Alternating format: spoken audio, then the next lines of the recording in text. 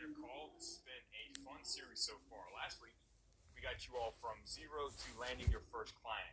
Many of you are now sitting on a starter client, and you're sitting there staring at perhaps a blank Google Docs screen, asking yourself, what in the world are you going to do? You know about the top player analysis, you know about the winner's writing process, kind of have a rough idea, but when it comes right down to it, you are lost. And that is a great sign that you're exactly where you need to be. You're pushing forward, you're not sitting in action, you are taking steps, and you are learning on the job. That is the best way to do this. If you guys can see me and hear me, though, go ahead and give me one in the chat so I know I've got this thing Mr. Producer correctly. A different setup, different location. It's not ideal, but we're making it work so we can give you guys what you need. So if you can see me and hear me, give me one in the chat so I know we're set. And once I know we are good to go, I will dive in. Excellent. I see the ones in the chat. So today, guys, we're going to be talking about market research.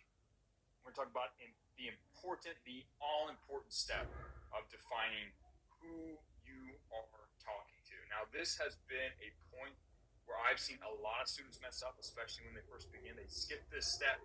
They don't really know how to do this step. They don't know where they're looking for this step. And as a result, they go out there, they try and write some copy, and it turns out to be pretty bland, pretty ineffective, and it doesn't create results. And I want to help you guys skip that phase where you make that mistake, and instead I just want to show you how to do it the right way from the very beginning. Because doing market research, figuring out who you're going to be talking to is crazy important. So, with that being said, I'm a Mr. Producer my screen over here, and we are going to get started. Got a nice little training for you all, and we're going to dive in.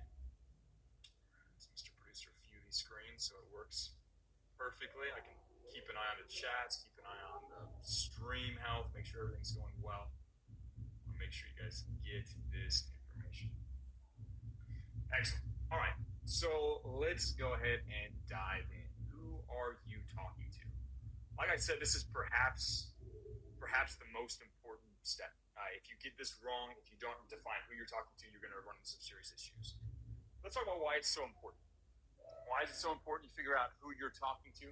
Because they have your money in their pocket. Every cent that you are going to earn as a copywriter is going to come as a result of getting some other person to have thoughts and feelings in their brain and say, you know what I'm going to do? I'm going to give this guy money. Now, obviously, many of you have done this with your starter client. You set up a nice little deal there where you get started with them and they're going to pay you money once you hit a certain target. But for that to happen, you have to get his customers to decide to pay him/you. That is the most important thing you have to focus on, right? Everything hinges on your ability to do that.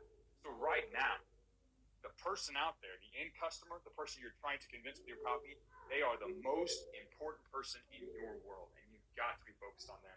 You got to understand what they think, what they want, so that you can create that effect inside their mind. They are the most important person in your world right now, really. And it's only after you dive in and get a deep understanding of who they are that you're going to be able to influence them. You can't just influence into the wild. You have to influence the person, and it helps to know who that person is. So let's talk about why this is important. And I've created a diagram here. I like to create diagrams because it helps me understand things. I'm a visual learner. I like to think in terms of images, diagrams, metaphors, and stuff like that. And I found that doing so helps you guys understand some of these more nuanced concepts, like the idea of matching up your copy with the mind of your reader. So every person, every market has slightly different desires. If you look out over the wide world, there is a huge variation in humanity. There's a lot of different people. A lot of people have different desires, different wants. We're going to dive into great depth about what those look like later. But for today, just understand that everybody has different goals. Some people want to be professional ice skaters. Some people want to be professional kickboxers. There's a lot of variation in the world. People have different beliefs. They have different tribal affiliations. They have different values. And unless you address those differences, you're not going to match up. Your copy has to match up with the mind of the reader. It has to connect with and exist in harmony with their beliefs, their thoughts, their desires. You're not going to create new desires. You're not going to force them to think a certain way. You're going to find the way that they think and the things that they feel, and you are going to adapt your copy to match that. Maybe to amplify a few things, maybe to enter the conversation, the dialogue they're having in their brain about their problem. We'll dive into some specific questions here in a second. But but you have to be able to match up what they are thinking with what you're saying. If you don't do that, if there's a mismatch, if you are offering them things that they don't want, or you are trying to convince them in a way that they don't respond to because of their values or because of their experiences in life up until this point, then you're not going to create the effect. The connection isn't going to be there. And if the connection isn't there, you can't influence it. So step number one, always, and if you look at the winner's writing process, after you define your objective, hey, this is the business goal we're trying to achieve, the next thing you have to do is say, all right, who are we talking to? It is mission critical. Now, how do you determine who a business should focus on? Who is the target market? How should you determine who a business should focus on? What subset of the population? How do you figure this out? The best way to do this, the best way to figure out who you should focus on, because you can't focus on everybody. You have to focus on just the individual, the type of person out there that has the desire for your type of product or service. You need to figure out who that is. And the best way to do that is to sit down with your client, the person you're working with, and say, tell me about your best customers. Tell me about the ones that spend the most money with you, that love your service the most, the ones that you wish you could clone a million times. Who are your favorite customers? And I'll say, oh, well, let me tell you. My favorite type of customer is this. I have this woman, Linda. She comes in every Friday to buy a cake here from my shop. She does it for all of her friends. She doesn't care how much I charge. She pays like $100 for a cake. She super loves it. I wish I could find like 40 other Lindas and my bakery would be perfect, right? You want to figure out who they currently like, who their best current customers are. Now, if you don't have this option, let's say that you're starting out, or they don't have a whole bunch of customers yet, or they, like they're just starting out, or you're unable to talk with them and interview their customers, then you can look at top players and see who their best customers are. You go in, you scroll through their reviews, you look at their case studies, their testimonials for the competitors of your business, you those top players you broke down. Try and look at what common type of person do they have highlighted there. Who does it seem that this product that your competitor is selling is who's being targeted? Who is appreciating this the most? Who is their best customer, and how can you steal them and clone them? Now, ideally, you want to pick people that are affluent, all equal. You want to find whoever has the highest disposable income, whoever sits on the most money, they spend it way easier. And if you find a bunch of people that spend money, it makes it a lot easier for you to work with them. So you usually want to find whoever their most affluent customers are and kind of focus on them. That's going to be your starting point. And also the people that are like the most help, the people that seem to get the most change or benefit out of the product or service that your company is selling. If you want to, because the more dramatic the change that they get, the more value that they find from it, the more likely they are to turn around and pay. And guys, just so you remember, I'm going to be doing full Q&A at the very end of this. I'm going to take you through this process, show you how it works. We're going to do a little bit of it live. I'm not going to spend 4 hours on a call with you guys live doing this, but I am going to show you the process. And then we're going to break it down, Q&A, make sure that you guys have everything you need so you can go and attack this starter client that you have right now and crush it for them. So this is where you start. You kind of pick based on who your client currently has the best customers and try and identify, the most common type, the most common use case, and the type of customer they want to clone and have more of. Now, I know some of you are going to be sitting there and you're going to be like, well, wait a second. My customer sells to a whole bunch of different kinds of people. Some of them are soccer moms. Some of them are accountants named Steve. Some of them are 14-year-old teenagers. There are all these different variations. How am I supposed to pick the one that's the best? There is a difference between demographic information and psychographic information. Now, those are big words. Demographic information are things like age, address, height, ethnicity, level of education, income, zip code, those kind of things. They're just sort of facts about people. The most important thing to focus on are the psychographic details. Those are things like pains, desires, frustrations, beliefs, values, tribal affiliation, all those things that I'm going to have you look at. Those are the most important things. And if you sit there and look at a bunch of different customers out there, you'll say, okay, well, this customer looks like this, and this customer looks like that. This guy has this characteristic, this one has that characteristic. And even if they're wildly different, like, for example, look inside the real world, there is a huge variation in who you guys are. Some of you are from India, some of you are from the United States. Some of you are 45, some of you are 14. There's a whole bunch of variation, but if you look at it, there's a a pretty significant overlap. Even though the demographic information is different, the psychographic information is almost always exactly the same. You are hard charging, you're trying to go out and free yourself. Your ultimate desire is to become free. You're frustrated with being poor, and you're ready to sit down, do the work, and learn. That is the psychographic information. A lot of your beliefs, your desires are very much the same. And that overlap, that's the information you need to understand. The demographic information can be helpful. It's the psychographic information that's going to help you write copy really well. So focus on the overlap. When you're reading the reviews or you're interviewing the different customers, and there's 4 different types of people. This dude's fat, this dude's short, this one's tall, this one's skinny, this one's short. Like, it doesn't matter. Focus on what they're saying and what emotions and thoughts they're having, and you'll realize that they're all pretty similar. They're all buying a product or service is because they all have a pretty similar set of desires or needs or mental states when they're getting ready to buy. So focus on that. Everything else is good to know. And there might be you might have like, for example, there's mostly men inside the real world. We have a few women, but mostly men, right? You might notice a few things like that. And you might need to know that there's some difference or some predominant demographic that matches up. You might need to cater towards that. You'll notice I speak with highly masculine language. I use a lot of masculine metaphors: war, tribes, raiding parties, conquest, Genghis Khan. I doubled down on that because I know it resonates with you. Not only because of the demographic, but because of the shared psychographics that you guys all have. So that's just an example of that. But you want to pay attention to the psychographic, and you might even ignore some of the demographic information. So that's important to keep in mind as you're going through, again, identifying the top customers and figuring out who you're really targeting. Now, I think I broke my thing there. Here we go. What do you need to know about these people? The most important thing, you need to kind of answer these 4 questions.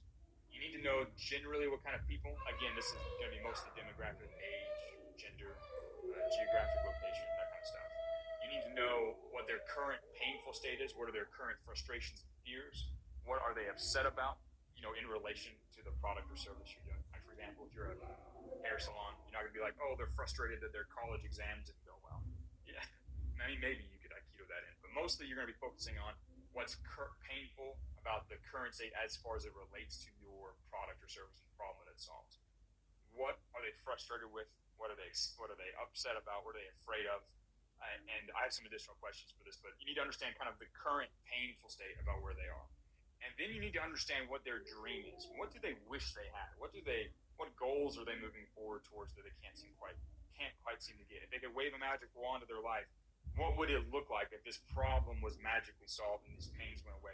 What would the opposite of that? What would it look like? How would that influence their status with their friends? And then also, generally speaking, you need to understand their values. What are their beliefs? What are things that they hold sacred? What are things that they despise? You need to think about things that they believe to be true. What are some of their assumptions that they have right now? How do they think that the world works? You need to understand that. And you also need to understand any tribal affiliations that they have. Now, that might sound a little interesting. Very few people are running around as part of the Maasai tribe or the Cherokee Indian tribe. I'm not talking about that type of tribal affiliation. I'm talking about the groups that they are in.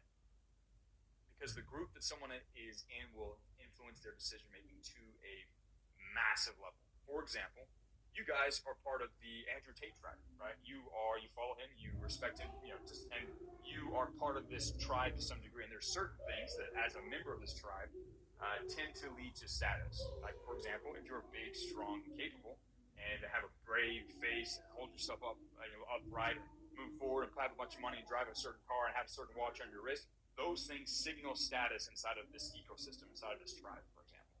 The same thing occurs for every person that you're going to be talking to. For example, let's say you do plumbing in small town USA, in some middle-sized town in Georgia, for example. If you're targeting people there, they are often part of a few tribes. They're probably Republicans. They probably are conservatives. They're probably some form of Baptist or some form of Protestant religious people. They probably like the local football team. They probably there's a whole bunch of things. They probably listen to a certain type of music. They're part of certain tribes, and they live a certain pattern of life to show everybody else that they're part of that tribe. If you know what that is, sometimes you can find ways to Aikido that into your work. helping people be successful in their tribe matters a lot. And there's a lot of variation. And I have an entire training that I want to do with you guys about tribes and how to help people understand the social consequences of the products and services that you sell, and how to leverage the power of tribe in order to not only help your clients create their own little mini tribe inside the world, but also to understand how their tribal affiliation affects their decision making when it comes to products. But we're going to cover that in more detail later. I kind of went on a tangent there because it's pretty fun. But guys, I've created a Google Doc template. Now, this is an update to the research document that's already inside that bootcamp. I'm going to go through like right after this call and replace it. But you guys all have the link here. There's another place with the link. But I've got a Google Doc here, a template that you guys can all use. Let me share that with you real quick so you guys can all have access to this as we go through, because you're going to need it. This is a Google Doc with the main questions, again, that we're looking at. We're looking at my email address. The basic questions, what kind of people are we targeting, painful current state, desirable dream state, et cetera, with a bunch of micro questions to help you understand the answer to the bigger question. There's a bunch of different perspectives here to understand the underlying pains or desires that people have. I'm going to show you a couple of them. For example, there's some questions here to help you understand roughly the kind of people you're targeting. There might be there might be a lot of variation, there might be a little variation, it doesn't super matter. You're going to answer this as much as you can. And then you have things like, what are they afraid of? What are they angry about? Who are they angry at? What are their top daily frustrations? What is keeping them from solving their problems now? You're going to want to answer as many of these questions as you can. We're going to talk more about the actual research process. We'll go through it live here in a little bit. Got some other questions here for the desirable dream states, some questions here to identify important values and tribal affiliations that they might have. You don't have to answer all of these questions when you do market research, but you want to get as many of them as you can. I'm going to show you where to go to find answers here next. But some of these questions you're not going to find explicit answers for online. You're not going to find it when you're sitting down and talking with that person that you're interviewing. You're not going to find it in the comments section when you're going to find their desires or pains. You're going to have to infer the answer based on the context clues that you get, based on all the other pieces of data that you have. You're going to be able to kind of fill in the blanks, and that makes a pretty good hypothesis about why they think or feel a certain way. And then I'll show you, obviously, over the future trainings, how to take all of this and use it as the ammunition when you write. But this is an important document. Again, I've updated the original document we had inside of the bootcamp because I made this one a little bit better. Not only is the styling better and is easier to work with because it's a straight up Google Doc instead of a PDF, it also has a few extra questions here to help you better understand your target market. And for those of you who want to use this, again, this is how you make a copy of a template with Google Doc. You go to File, you go to New, and you go to Document. And you say, no, that's not it at all. I completely hit the wrong button. You go to File, you go to Make a Copy. There you go, File, Make a Copy. And it will create a copy of Best Market Research, and you can call it whatever you want. Market Research Live Call. Boom. It will create a new version of that document that is now editable. You can go through and you can actually answer this if you want to edit it down. But that's how you do it. For every copy project you do, you should go through the research process. This is the very first thing you should do with your starter clients, and you should probably, if you have questions about any of this, you should go ask your client. Like, listen, I'm doing the research phase right now. I'm trying to make sure I understand exactly what you're targeting. I'm curious. These people, and they have this problem. I know you're helping them solve this with their hair, but if they could wave a magic wand at their hair, what would they want it to look like? What is their dream outcome? What do they want people to think about them when they have their haircut? What do your customers say when they come back and say, oh, Terry, my wife loved the haircut, or everybody said XYZ when I showed up to work? You want to try and ask your client some of these things. This is the first thing you should do, though, before you actually start writing any copies. You should go through and answer as many of these questions as you possibly can. Now, let's talk about where you're going to go to look for answers. So, again, the best place is your client's existing customers. Right? Your client might be able to just tell you they should know. For example, the barber example I just used. That barber has people sit there in that chair and talk to them all day about their hair, about the experiences they had, good or bad, right? You're going to be able to talk to your client, and they should be able to tell you. They've also probably got a lot of testimonials and reviews. You're going to go and comb through those. Sometimes, especially once you've established a good relationship with your customers, with your clients, they will say, listen, I can introduce you to Steve. He's my most loyal customer. He's happy to answer some questions for you. And you do a quick phone call with Steve, like, hey, Steve, thanks for doing this. Ricardo said that he really appreciates your business, and I'm really glad you're willing to take the time to do this. He said, yeah, of course. And then you go through and you might ask him some of these questions directly. Like, so tell me, what was the biggest frustration about your hair and the way that you looked before you started going to Ricardo? How did these people, your friends and coworkers, perceive you when you had your bad haircut before? Or whatever, right? You're going to go through and ask him. That's the best. You can do that. That is golden, but it usually requires that you earn a level of trust with your clients. The times I've done this with my clients or with projects that I've launched,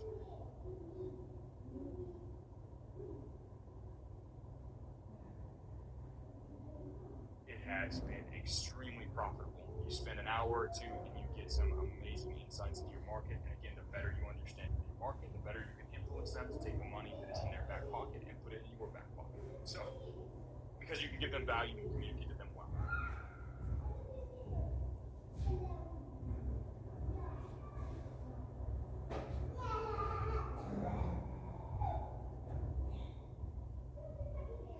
So another place you should look for the answers when the answers to these big questions here is at the top.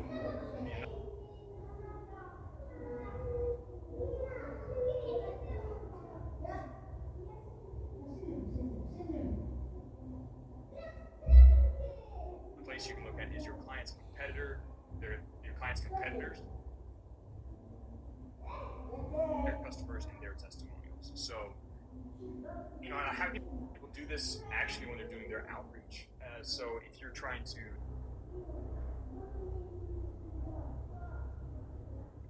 do direct outreach to a particular niche, it's oftentimes interesting to go look at a big marketing agency's website, go look at their case studies, and see the reviews that people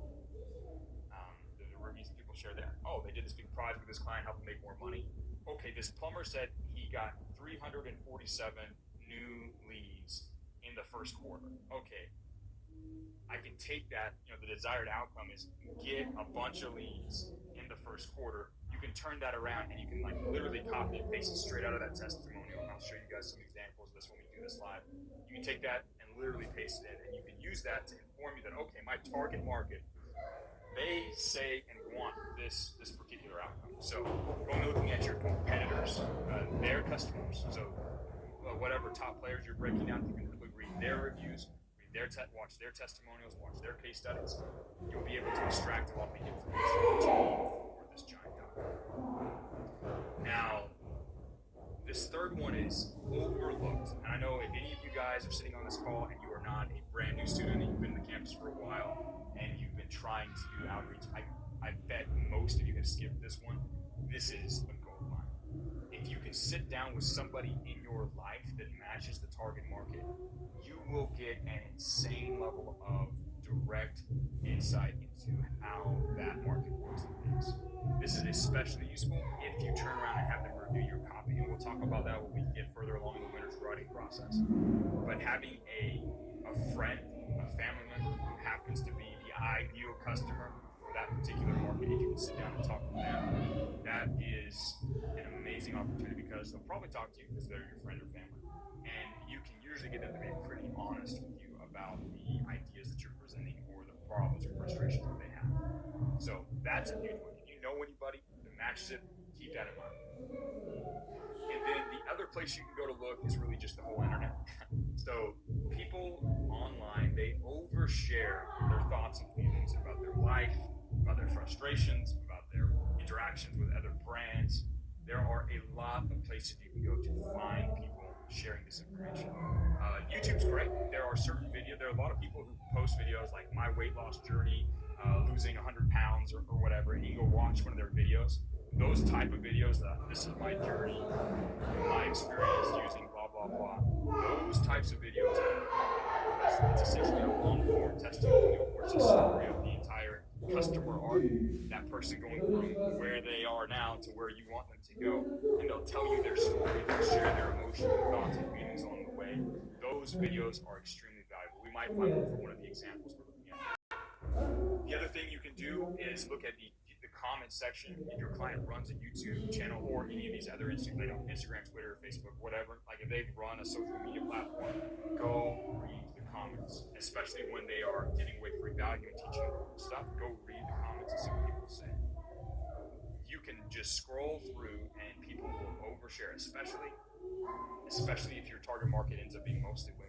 They overshare online so much. They will spill their guts, share all their thoughts and feelings and fears and frustrations and ugly moments. They'll share all of them online if you know where to look.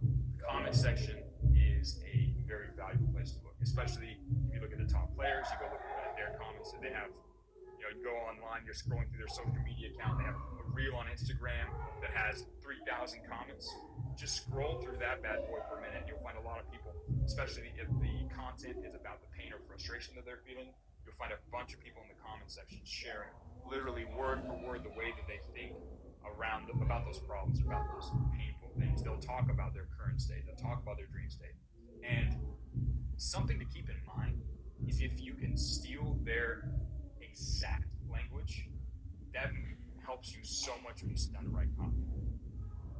The way that different people talk about their problems is different. So some people talk about their problems one way, in the way that they describe it, they'll use specific terms that match their internal representation of the pains and dreams that they have. If you use a different term, it's not nearly as powerful as if you can use the actual term that customer shares. Now, sometimes it'll be very simple, sometimes it'll be very deep in specific language.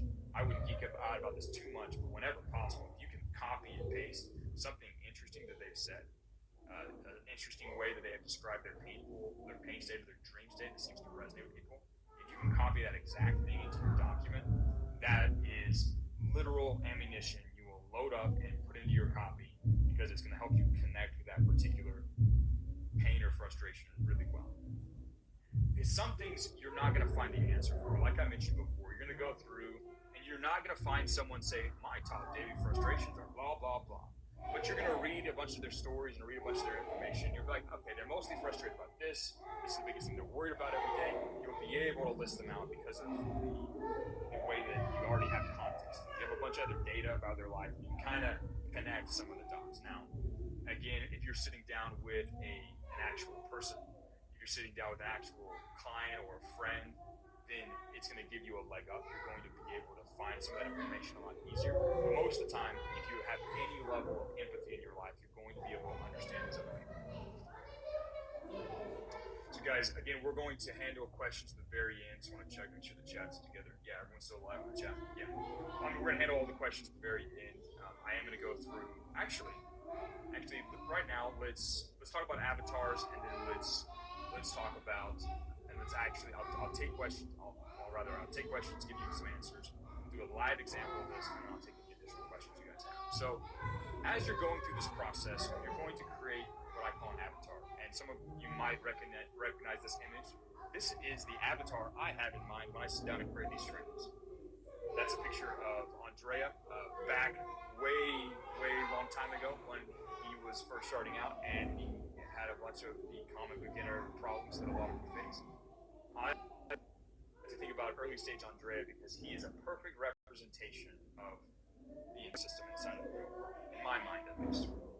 As you're learning about your target market, you're going to create a imaginary version of that target market. So, you might be looking at a bunch of people here, right? A bunch of different kinds of people. You're going to go read about 30 or 40 people sharing stuff online. You're going to read about, there's going to be some variation, men, women, old, blah, blah, blah. You're going to have a big variation, but at the end of the day, I like to take that slightly vague group of target market that you have, this type of customer with this type of psychographics, and I like to convert it into a specific,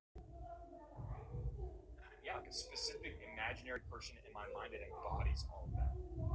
So, if possible, it's best to pick someone that's like, okay, I'm going to pick this customer that my client used. I'm going to pretend everything I'm writing is for them back before they started working with my customer or my client.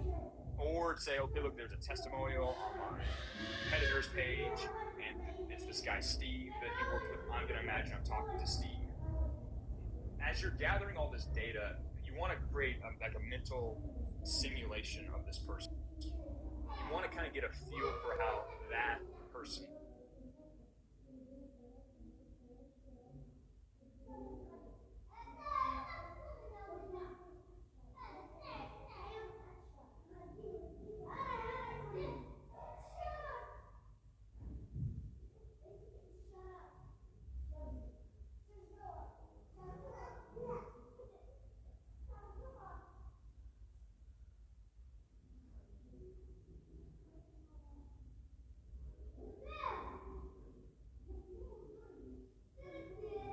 Might interact in any given situation, how they would react if this problem happened in their life, or someone offered them your product. You want to kind of have a version of them inside of your brain that you can imagine when you sit down to plan and write your copy.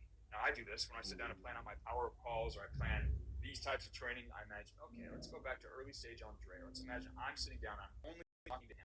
I'm not talking to the thousands of other people that are tuning in. I'm just going to talk to early stage Andrea. If you make it very specific, it may help you write more effectively for some reason. And we're not going to go into super depth about this yet. This is something that we'll get more into as we are looking at reviewing and writing our own copy and a few more trainings from here. But for now, it's good to, if possible, create a single version of your target market that you're going to imagine as you write. I like to have an actual face, if possible. I get a copy and paste an image offline from a review or whatever, or get AI to generate one for me. I have a name. I have any important background details, but I like to also include a day in the life. Andrea wakes up, slept in again, in his family's home in Italy. Blah, blah, blah, blah, blah. Wakes up, stumbles out, scrolls on his phone for 2 hours, is frustrated with himself, goes, takes a cold shower, tries to work out. I'll have a story in my mind of their whole, of kind of their entire day, a day in the life of your avatar. You want to think about how they think, how they feel, how they react to certain things in their environment, because if you understand that, then you're going to be able to match up and talk to them in a better way. You're going to be able to change the way that your copy works in order to match up with them. Now, we're going to do it live, but before we do that, I want to go ahead and answer questions. So let's picture some new things over here. See my face. Let's go ahead and take questions. So if you guys have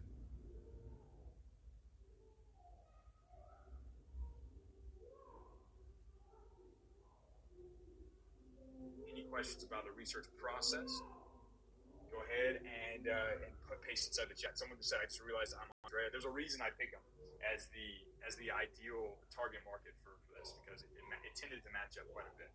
Now, Andrea's really good about remembering what it was like, and he can help me out with that a lot. A lot of times when I'm writing stuff, I'll go and talk to him and be like, hey, what do you think about this? And he's extremely good. And obviously, Andrea's come a long ways. He's pretty successful, doing pretty cool things with himself now. But like back in the day, he was like, that was what I used him for. It was awesome. So let's take a look at any other questions you guys have.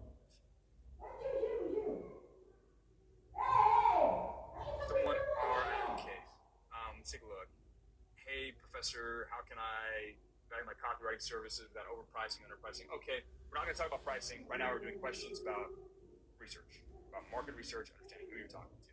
Those other questions, we will handle those afterwards. I'm going to keep this call that's being recorded. It's going to be uploaded for a bunch of students. I'm going to keep it highly focused on this particular work. So if you're asking non-relevant questions, skip it.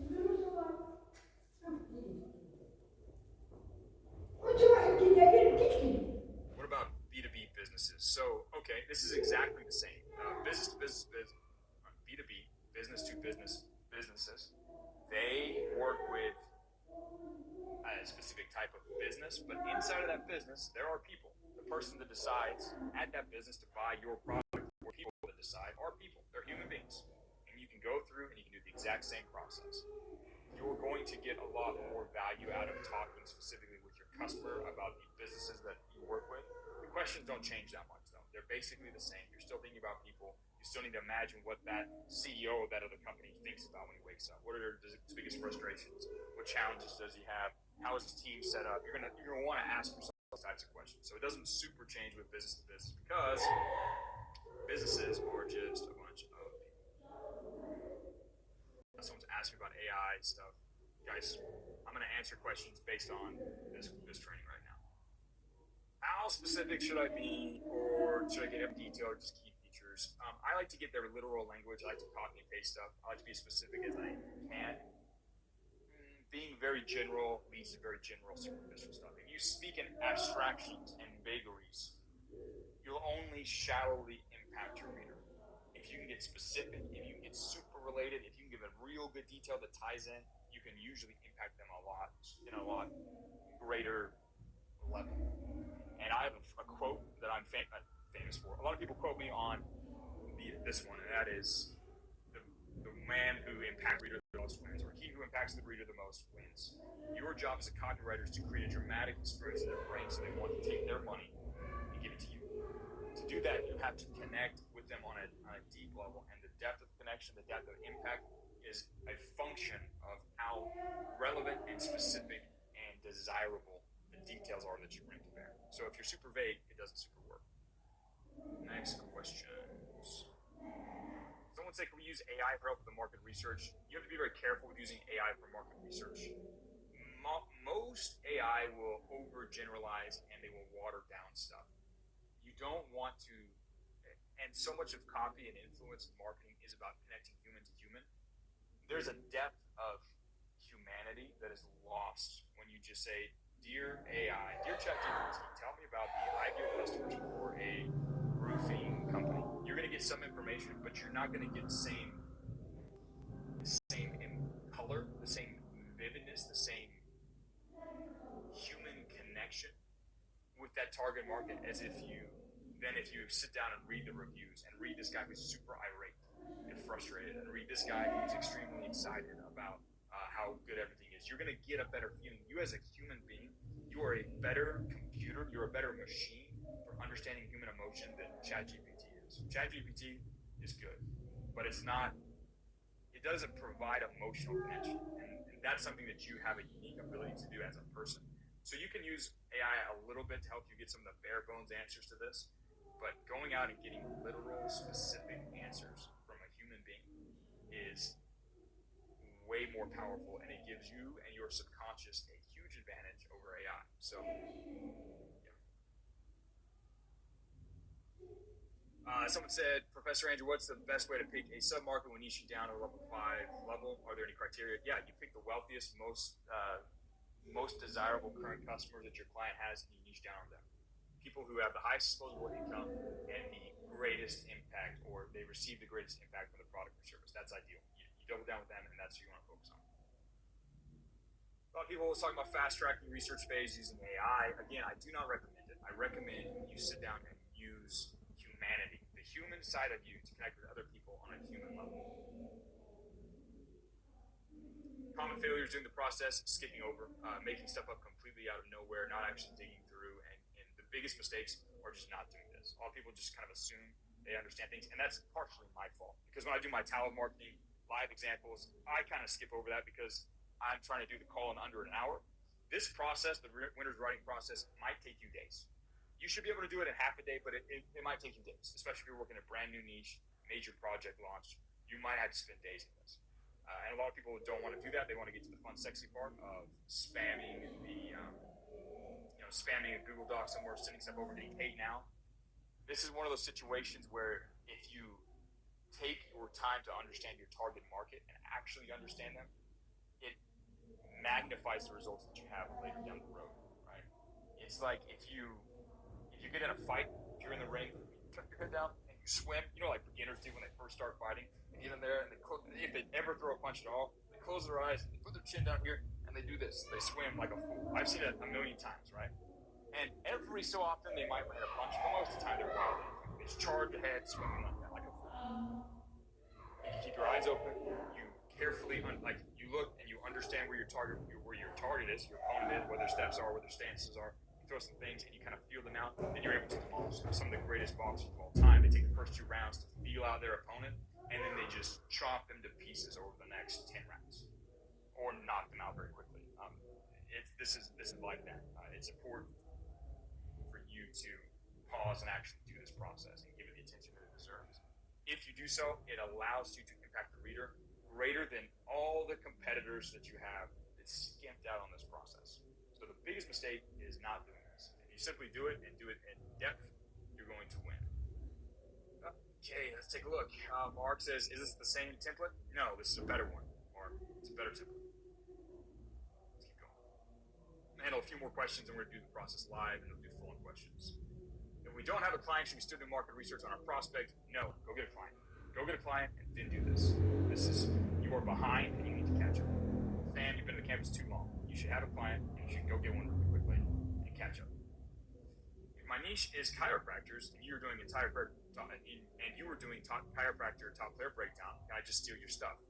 Yes, you should steal, but you should build on top of it. And I'm going to pick one and do it live for a second, and we might do chiropractors just because that might be a good fit, especially since I know you're going to go ahead and turn around and use it. You should steal what I do, but you have to go beyond it, and you have to get to the point where you have that feel. Remember the picture I had of Andrea, the little avatar, him with his little wimpy katana and his little wimpy arms back in the day?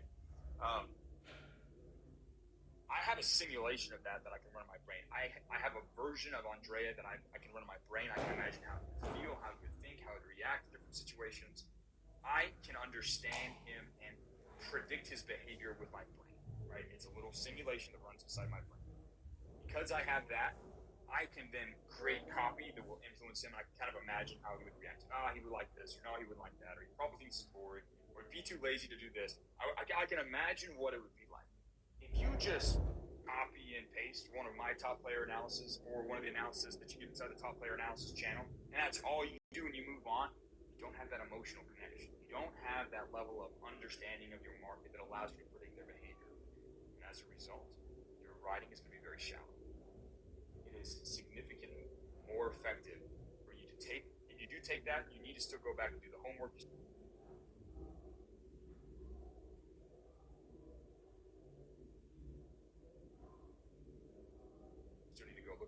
Stuff you need to understand and connect with your target market mentally so that you can turn around and impact them emotionally. So be careful just copying and running with someone else's market research. You have to sit in it until you have that simulation in your brain, until you can predict how they're going to act, until you can run a movie of their life in your brain. Yeah, good question. Someone said, Professor, please do a live on what to talk about in the first meeting with a client. I did that on Friday.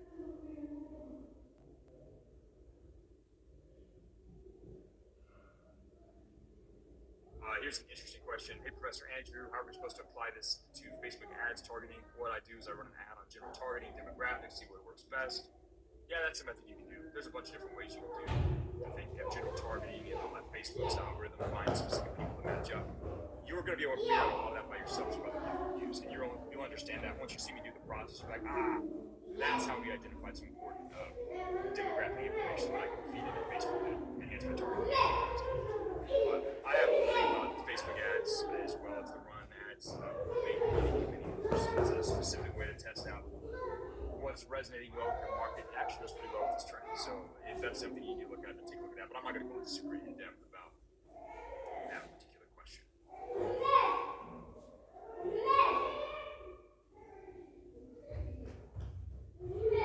Yeah, these are pretty much the biggest questions about this. There's a bunch of specific ones you guys have about this client, that client. I'm going to try and handle as many of those as possible in a Blitz Q&A session later today, but I don't think I'm at that point with the training that I want to pause and stop and handle that. So I think one more question. It looks good, and then I realized it's a repeat question. All right. Well, I think we got the most of this.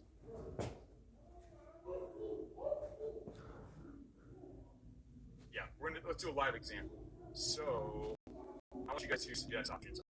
I think I might just do chiropractic because it's the most interesting one. Go ahead. If you guys have a more interesting target market or more interesting customer that you're trying to help, go ahead and listen in the chat. I might just do chiropractors, but if you guys have something better, put it in.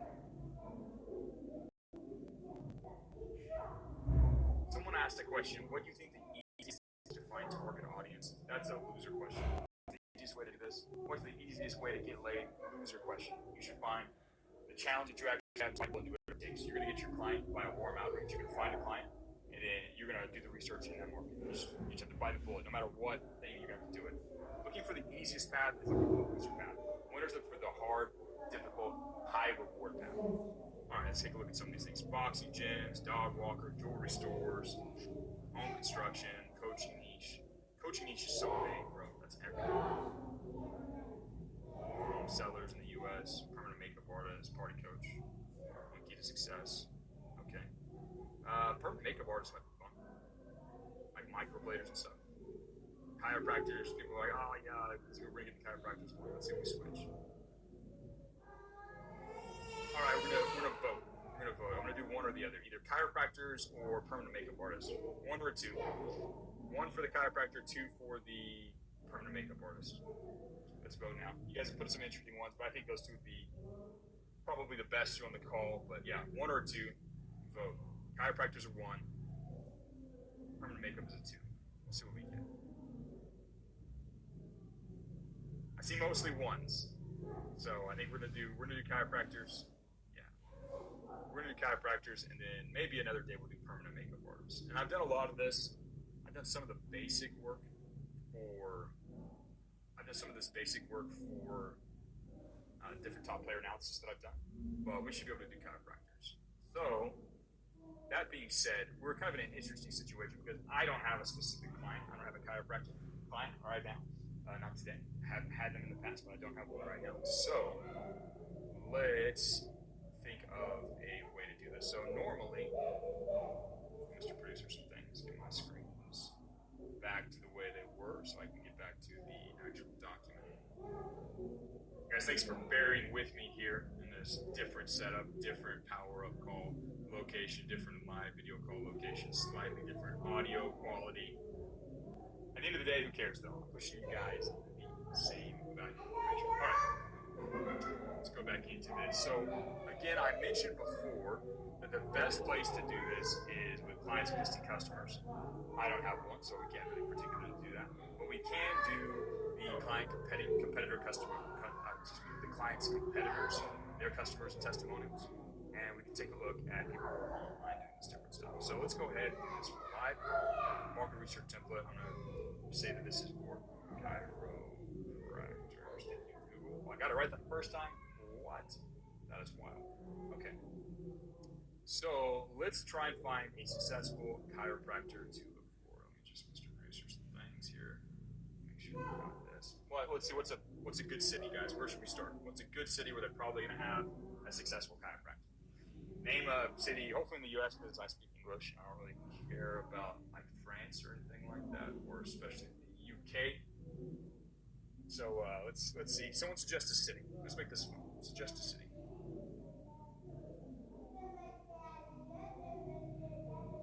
Toronto, Canada. That's even worse. LA. You guys don't know what cities are. Texas is not a city. Texas is a state. It used to be a country. I promise you. What else we got? Sacramento. Let's do Sacramento. So let's go ahead and search for Sacramento. One of the suggested searches was arrested, so this might be a fun breakdown. All right. So back to screen. All right. So these are the first search results here. Now, I'm going to look at the most successful one I can, and I'm going to rate that based on the number of testimonials. Let's go ahead and get the full list here. Now, let's look at who has the most testimonials. The Joint Chiropractic, that's going to be a fairly general one. This is a pretty good look at this one. It's the Vietnamese Win Chiropractic Corporation. That's pretty powerful. 487, 472. Let's take a look at, let's look at this one first. So, let's start taking a look at their reviews. This is one of the first places I like to look. Yeah, here we go, reviews. Is there a way to just search them? There's a better way. There's got to be a better way. Here we go, straight to reviews. Here we go. Let's do we'll start with most relevant, see what we get. So real quick, I'm going to scroll through and look at the names. We're looking for demographic information right now, mainly men, women, approximate age range. We're probably not going to find a whole bunch of stuff. We know geographic location. That's a pretty easy one. Go ahead and put Sacramento, California area to serve. Right. Let's go. I'm going to close out the actual template itself. Let's start looking through. And guys, I'm going to speed through this. This is not going to be complete. This is not, and that's the issue with market research. It would take me like a day to record a full video of me doing complete market research. Maybe I should. But at the end of the day, you have to kind of bite the bullet and do the work here. I'm going to skim through this, do this as quickly and efficiently as possible. I will tell you where you would go out and do more work in a particular area, or how to go find additional answers, or things like that. But for now, this is where I'm gonna have to show you an abbreviated version of this, and I'm gonna have to trust that you're gonna go the extra mile when you sit down and actually do it yourself. So let's kind of scroll through, take a look at names here. So real quick, I'm gonna see if there's just a male-female bent here. And if you did have a chiropractor that was specifically going for men or specifically going for women, they had an existing niche, you would want to look for reviews from that person. But we're going to assume it's more of a general chiropractic practice here. So let's take a look. Andrew, Elizabeth, Sean, Ryder. That's one of those names you don't know, man. It's California too. You need super know now. Tony Bess. It's close. Mike Jones. Tron.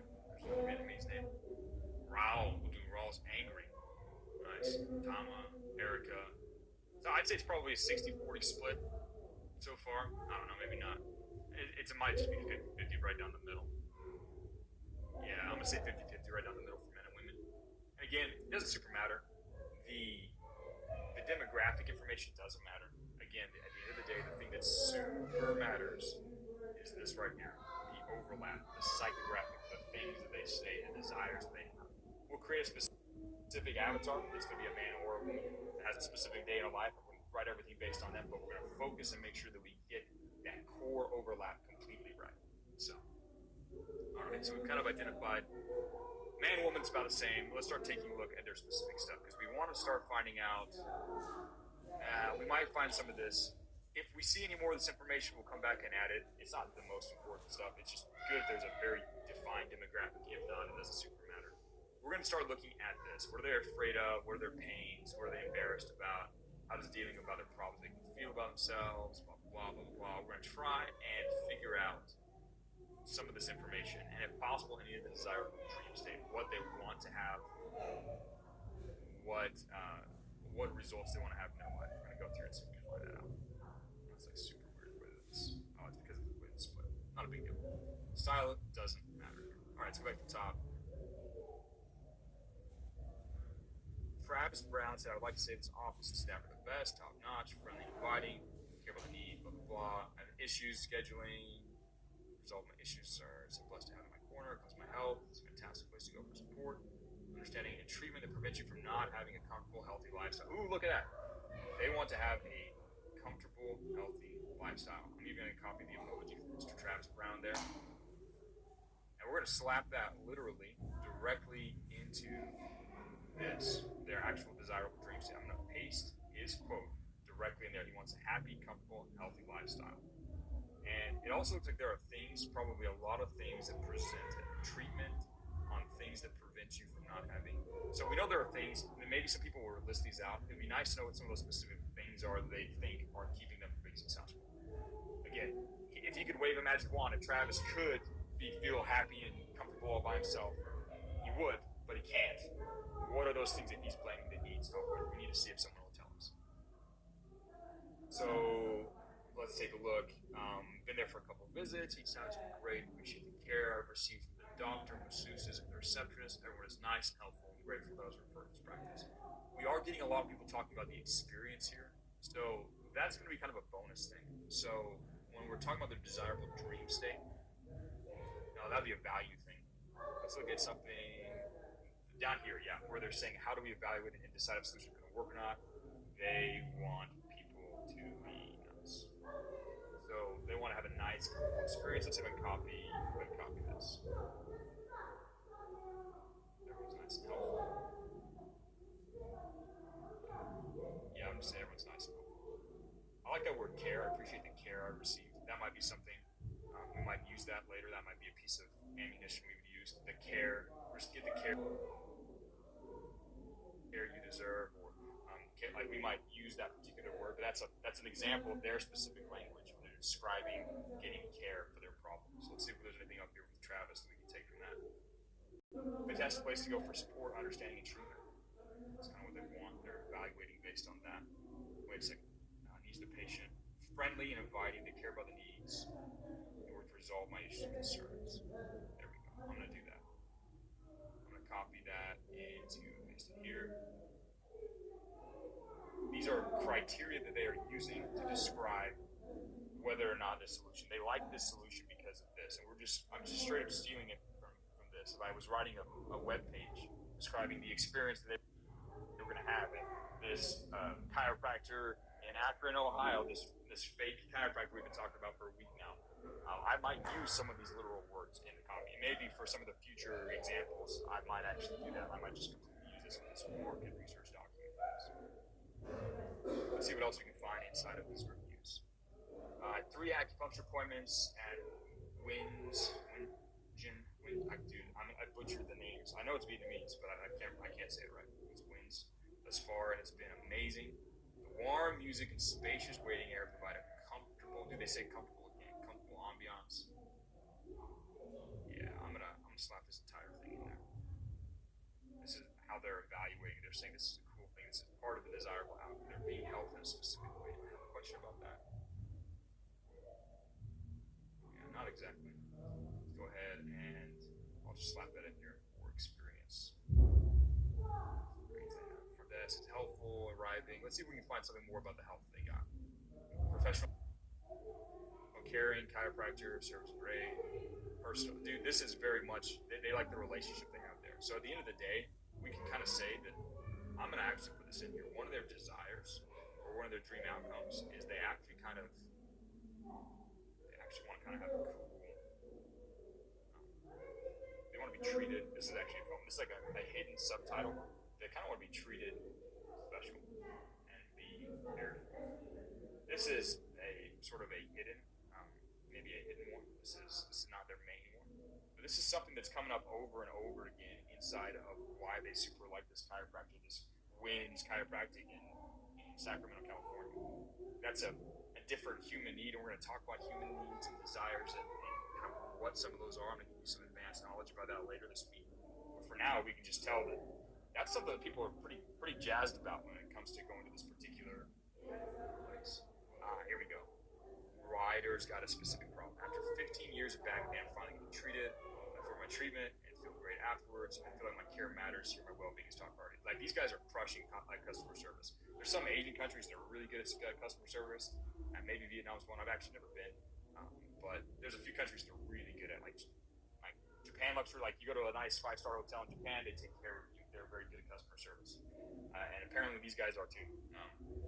So just a little bit of mild racism for everybody there. Little stereotypes, generalizations. But let's take a look at the problem here. 10 to 15 years of back pain, finally getting treated.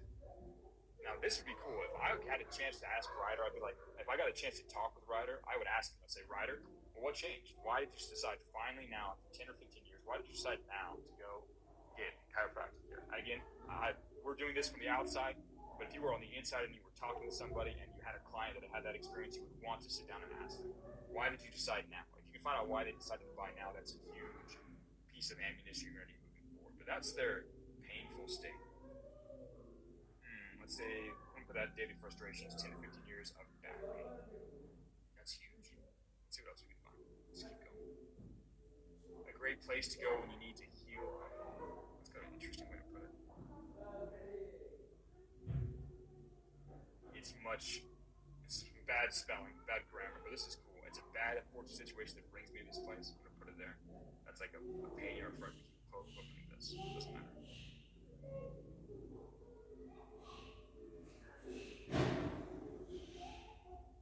Yeah, I'm just going to slap that in here under frustrations. Much unfortunate situation that brings me to this place. There was a place where they shared a desire. Great place to go to heal up. That's an interesting thing. Mr. Tony Arias is saying that he wants a place to go to heal.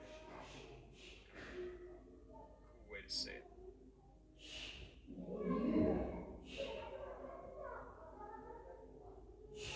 Talk about the experience. You're going to get that, especially with like local businesses in the review section. You're going to get a lot of staff great, Jessica was the best waitress ever, or whatever, right? You're going to get a lot of that. But we're going to see what we can, especially like local businesses, we'll probably find some cool stuff. They'll take care of you just like a family. So you got a bunch of gifts. That's cool. High-tech equipment, X-ray machines, perfect place, come for treatment, come see different, blah, blah, blah. The doctors find out the reasons which made your pain, then we'll take care of you exactly at that point. Okay, so this is actually kind of useful. So when it comes comes to understanding what's keeping them from solving their problems now, they don't know what the root cause of their pain is. I'm going to put this as supporting thing to back it up.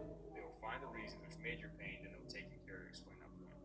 Or take care of you that exact. And you're going to run into weird grammar, and you're going to have to fix it, and just deal with it. You got to see how this works. Let's take a look at Raoul's upset testimonies. I love 1-star reviews because they're almost as revealing as 5-star reviews.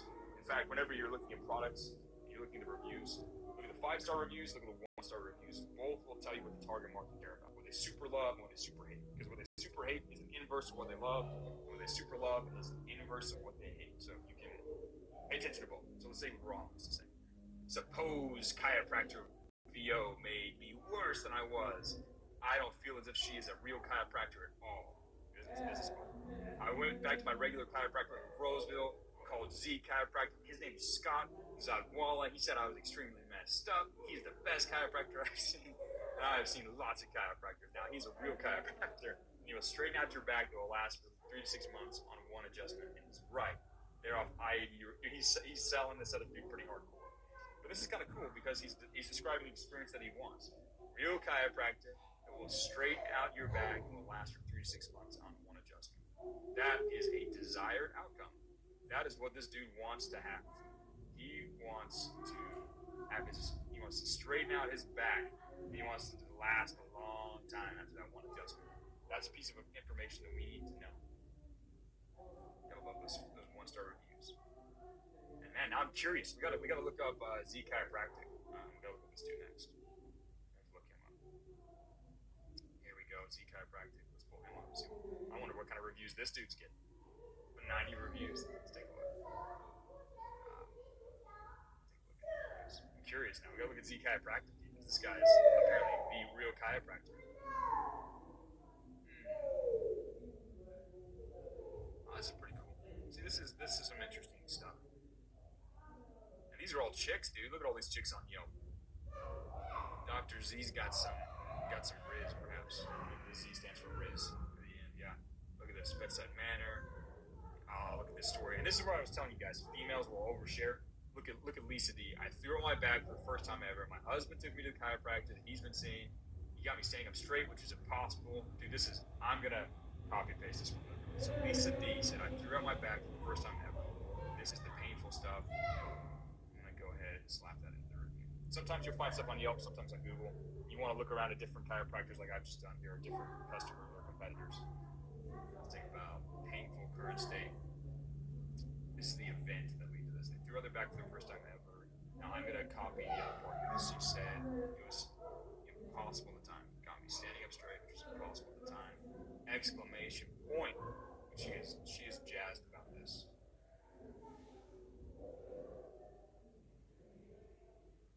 Allows you to come back in same day, no additional charge, one afternoon, and just work miracles on me. That's a cool way to describe it. Kind of an interesting thing. Work miracles. And see, this is the kind of stuff, guys, just so you know, if I was Dr. Z, Mr. Riz, the chiropractor here, I would use this testimonial and I'd make an ad with this thing, because this thing is golden. I was afraid I would. Oh, look, there's an actual fear. Check it out. I was afraid I was going to be able to do this. Now, this is actually kind of fun, right? So, what is a current fear? They're afraid of their pain. I'm going to translate this, right, into marketing and like actual speak. Afraid that their pain will keep them from doing important things in their lives. Here's a specific example of it. But that's like a part of how this woman is thinking about her problem and the pain and the ramifications and implications of it that we have gained by simply just reading her and talking about it online here. He assured me I'd be fine by Friday. He's right. He's a miracle worker for sure. Highly recommend him. Too bad he's in Roseville, which is a bit of a drive, but well worth it. Ooh, JJ's not happy. Not impressed. My first and last visit. Impatient and judgmental. Maybe she was real big. Didn't do anything except berated me for not doing my part in chiropractic pains. He was speaking so loud that my daughter was waiting in the waiting room to hear everything. Dude, a bad day for Dr. Z. Godsend, love this business model, no appointment necessary, have pain, just go, first come, first serve, fast and efficient, pain-free or close to when leaving. Here we go. Always leave pain-free or close to. I'm going to slap that into desired state. But you guys can see how we're doing this with the reviews. This is how I like to go through and figure out what the target market, the people that we're trying to influence, that we are, what are they thinking, what are they feeling? Yeah. This is a common one. So she's saying he didn't say I have to do 40 visits. He said I have to do this just whatever. He's very honest. Sketches, dog analogy. You know, we've got a bunch of cool things. I've been telling everyone about him ever since. This is a good sign. Whenever you see someone say, I've been recommending other people, or I super recommend others, it's a good sign that they were satisfied as a customer. And you want to find those types of experiences either that your client has created or that your customer or that your competitors have created, and recreate that again. You're trying to clone or duplicate that experience. Just like when you get a client and you crush it for them, you try and duplicate that client so you can hit 10K. When your clients get good customers that are really happy and pay them a bunch of money and go tell everybody, you want to repeat that as much as possible. And to do that, you have to understand who you're talking about. Here we go. This is a fun one. I had a weightlifting accident in high school. They all tried something short term, but nothing lasted. They weren't lasting long term relief. I'm going to slap this in here. Weightlifting accident. Yeah. I'm going to say that. Still, nothing lasted. That's just like frustration.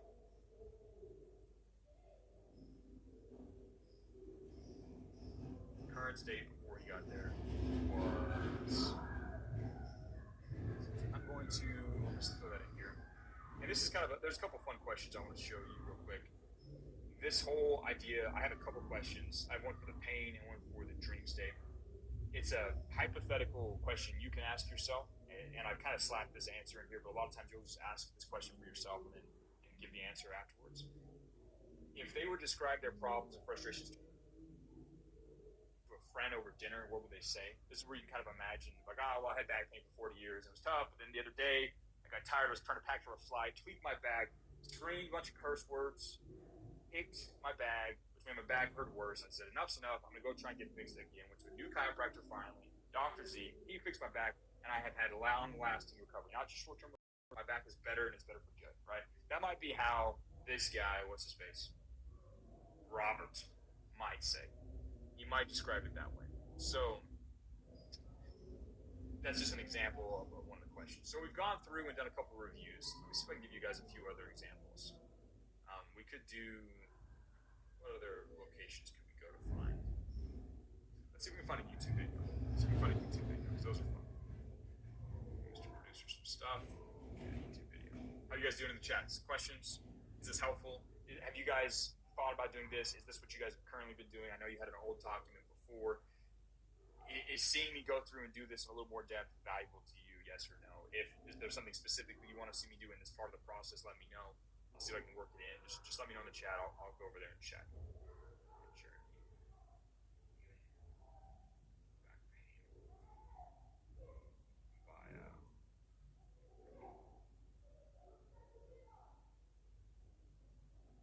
Yeah, it's helpful. Okay. You've been relying too much on AI. Yeah. We've got a much more human.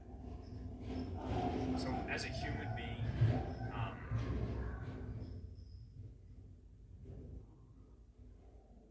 as a human being, we can understand humans and empathize with humans and create emotions in humans way better than a computer can, and probably will for a very long time. If you sit there and listen to someone tell their story, you as a human being are going to be able to create a connection with them in your mind that allows you to then turn around and influence similar people way better than the AI who's just sort of coldly reading the words and running them through an intent score and try like. You're going to have a significantly better version, a better ability to win. This is, again, where you, as a copywriting student inside the real world, can have an unfair advantage over AI, and you need to exploit that advantage. You have an unfair advantage over people who don't do this process. You have an unfair advantage over people who don't understand how to approach connecting with a human being. All right, let's make it easy. I want to show you guys a few other examples here. You guys still hear me? I want to make sure.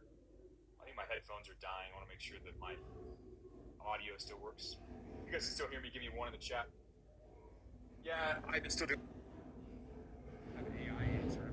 You might be a good place to start. But like I said, you have an unfair advantage over every human being. If you influence people better than everyone else, you are going to have to, as a human being, sit in their emotions. You have to actually sit there, listen, and kind of get a feeling for what it was like to be Robert, or what it's like to be any of these people that we're looking at. Let me go ahead. You're gonna like you can take shortcuts. Shortcuts are late. They usually end up with you not making as much money as you like and not being successful. And you try and chicken out of the hard work. It turns out you're gonna have a harder time crushing it later in life. You're gonna get mediocre results, and those mediocre results are not gonna hold up the course. You're gonna make a bunch of money. It's so much better for you guys to do this as a human being. In fact, I recommend you do this as a human being before you even play with AI helping you with this. Do this as a human being. Get as much as you can based on actual, real, hard-working research, and then after that, think about playing around with AI. I'm telling you, as a human being, this is one of the places where you have an advantage, and this is one of the things that's going to help you stay. It's going to allow you to provide value at a level that makes you undestructible by AI, right? Humans are still going to want to connect with humans, right? And you have advantages that allow you to understand humans better than other machines. So let's go ahead. I'm gonna share my screen again. We're gonna go through a couple options here. See if I can see if this works. So I'm gonna try and play this. So my headphones just died now, so hopefully it doesn't create a weird echo. Let's go ahead. So I've gone to YouTube and I've searched "my journey healing back pain by a chiropractor." I don't know if it's the best search term or whatever, but this sort of "my journey" type stuff is usually pretty good about getting some information for you. So I don't know what this chick's about. I don't know if that's the target market. This guy's got a back pain problem. He's got 7 minutes. We're going to see what he sells here. He might be selling chiropractic service. He might not. Oh, this is probably a good one. This is a patient that has come in and had back pain, and he's been interviewed. This is like a testimonial, a video testimonial. Let's play this one and see what we got. Yeah. See if this is helpful. So, you guys hear this? You guys hear this now? If you guys can hear the video, give me one in the chat so I know the audio's working. I've gone ahead and turned the audio off so it's not terribly loud. Can you guys see this? Can you hear this? Baltimore area. Yeah, you guys can hear it. I've got it muted so it doesn't make a weird echo, but throughout his back, he's dying a rough day. Do you see the data? Do you see this? We have an avatar, like we could use this guy as our avatar. He's telling me exactly what he went through. He's talking about a specific challenge, walking to the freaking copier, he's talking about how he threw his back up. We know his language that he's using, like in the first, 30 seconds of this video. We've already got stuff I would copy and paste directly into it. Let's see what else he's got. Yeah, it's genius. Let's 2x speed. Good idea. I'm always doing that. I'll do one.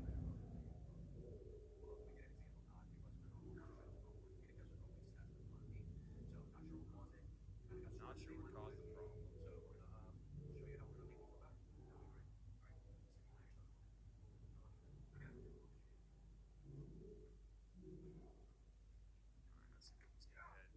Chiropractor, he's talking about specific stuff.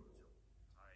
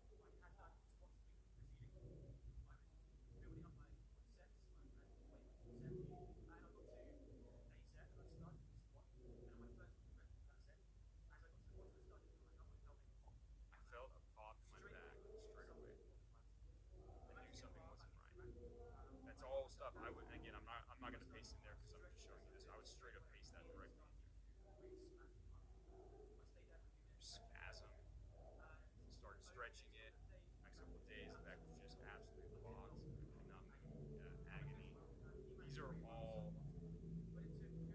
all words. These are all the customer's language that they would use to describe their pain. Right? We were even looking at some of the values. So we tried to get an osteopath to take a look at it. The rest of the year didn't get better. It got worse. Never quite right.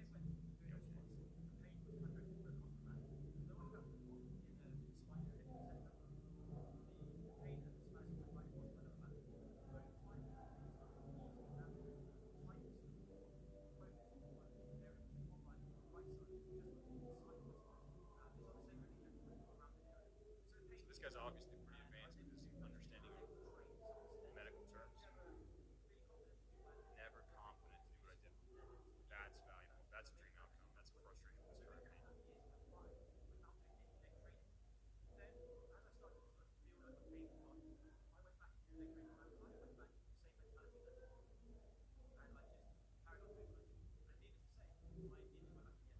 Injuries over and over again. So this is part of like the day in the life, the background detail, right?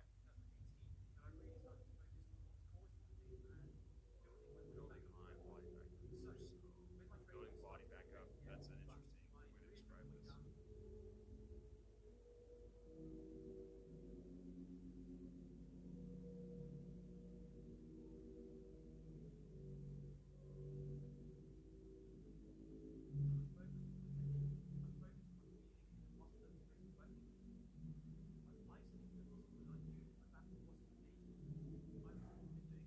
That's an interesting way to describe this. It's getting more into the details of this training, absolute minimum. Let's see if we get to any kind of chiropractors. Use a chiropractor.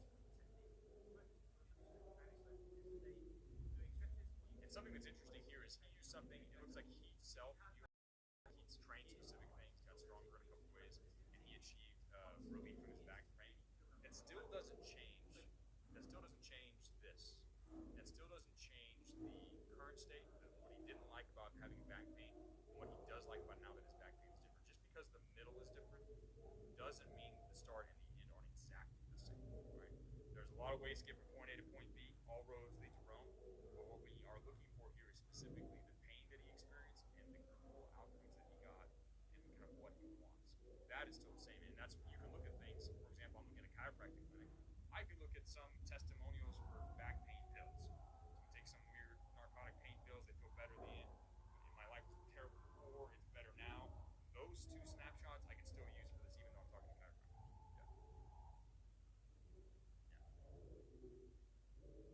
Let's go ahead and let's see. We've done YouTube videos. We look at a couple other ways to extract stuff: Reddit, forums, Yelp, business reviews. I think we looked at some of the main ones. Yeah. I think I've given you guys a pretty decent idea. Obviously, the best ones are talking with your client, looking at the competitors, looking at their actual website. Let's do that. Let's go back to this guy, our Win Chiropractic. Let's see if they have any case studies on their webpage. We'll look at that first and see. We'll see if we have any testimonials or whatever here. Nice. Welcome. Wow. The webpage. My new patients. Meet our team. Oh, there's the one that's not a real chiropractor. Bo. Remember her? Bo. There she is. Not a real chiropractor. Here we go. Testimonials. These are some of the best ones. Longer. It's clean. Professional. Give attention. Customer service. Yeah, they're just leaning in on the experience. Hey, look, there's that stock image again we used the other day. Yeah. Okay. So they don't have a lot of crazy testimonials. I don't know if they have like a. It'd be cool if they have a. Let's see if they have a testimonials. That just takes me down there. Yeah, that's a bunch of their highlighted testimonials. Probably some of the same ones from. You can find video testimonials. Those are always really interesting. I think we've looked at some of the main ways. And again, I haven't answered all these questions. I would go through once I've copied and pasted, got a better understanding, and I would try to answer some of these more subjective questions like what tribes are there part of. In this case, it's fairly general. So this one might be a little more tricky with chiropractors, unless we're picking a specific one. Like if we realize, okay, we're going to do the Dr. Riz approach over here, Dr. Z, and I'm going to focus just on women. I'm going to focus on these type of women, like Yvette, Lisa, these like women, what, ages whatever, 30 to 35, or yeah, this chick, right? She's in Sacramento. She's there trying to like, trying to be the little California person. We might identify some stuff. We might not. I don't know. this case, I haven't pulled anything up since this is a little bit more general. This might be like, for example, let's say that we realize this guy mainly helps blue collar workers. And they're blue collar workers, we tell them they're blue collar workers. They're all about the top, putting in the hours, that kind of stuff, right? You might realize there's certain things they use to signal their success in that tribe. But I would go through and I'd answer all these questions. I would look at all these different things. You're going to get way the biggest value though is sitting down talking about customers, seeing the customers if possible, or talking to someone you personally know who's a good fit for this. So you're sitting down to help a chiropractic thing, and you know that your aunt Amy goes to chiropractor every week. It's a different chiropractor. It doesn't matter. Go sit down and say, Amy, talk about chiropractic care. Why did you decide to start going? What was like? What was terrible about that? How was it making you wrong? What things was it stopping you from doing? Why did you find yourself to go to the chiropractor? What has it been like since then? How has it helped you? Blah, blah, blah. What do you like about it? And you want to sit down and actually talk to somebody who can get way more. But you need to, and in addition to that, I recommend everybody go through testimonials, reviews, competitors' websites, online YouTube stories of random people talking about how they fixed their back pain and how it's great. Go to the comments, do that real quick. Let's look in the comment section. Here we go. I've been going to the gym all my life, on my back, started lifting weights, regret, injuries persist, too impatient.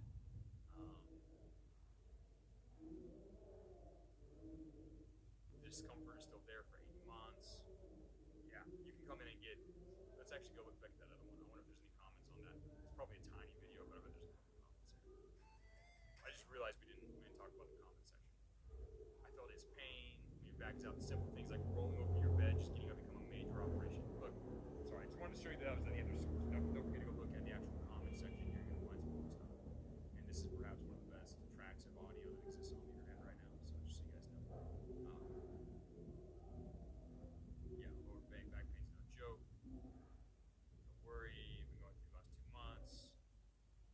Yeah, you're gonna find a bunch of stuff. So a lot of market research is poking around. It's not going to be.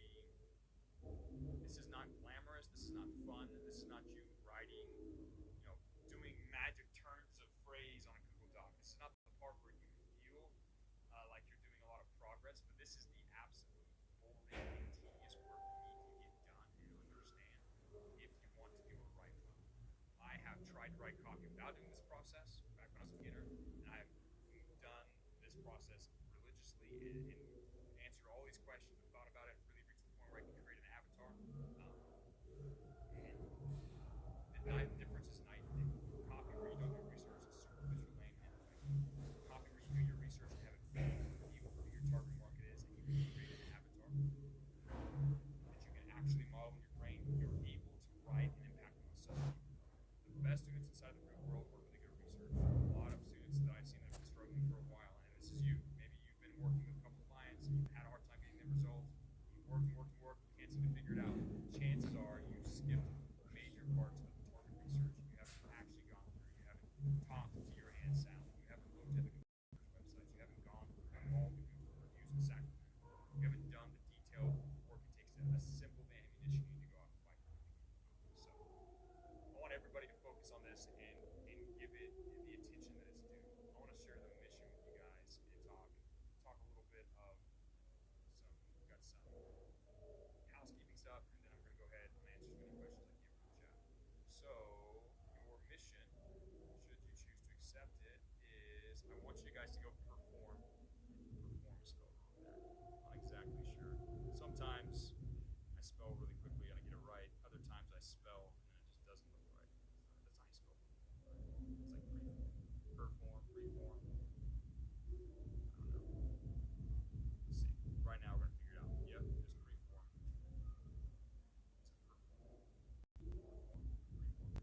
Perform is the right thing. I had it right. I was just having a little dyslexia. I'm not going to preform. I'm going to perform. I want everyone to do your deep market research. Go out for your starter client. If you don't have a starter client, I'm sorry, you've fallen behind. Go get a starter client. Everyone else in the campus does. Don't be the only one who doesn't. Go get a starter client. And if you do, it's time for you to do deep market research for that client. So again, identify who your target market is. You guys are have access to this PDF and all the guys here. Remember, look at their current customers, past customers.